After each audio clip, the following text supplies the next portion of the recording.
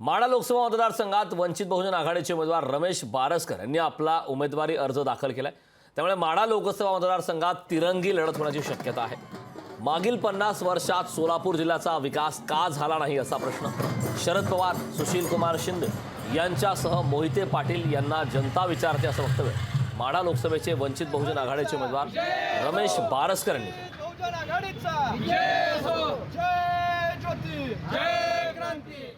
तरुणांच्या हाताला काम देण्याबाबत असेल, इंडस्ट्री एरियाबद्दल असेल, अशा वेगवेगळ्या डेव्हलपमेंट या सोलापूर जिल्ह्यामध्ये का झाल्या नाही अशा सोलापूर जिल्ह्यातली जनता त्यांना प्रश्न विचारत आहे।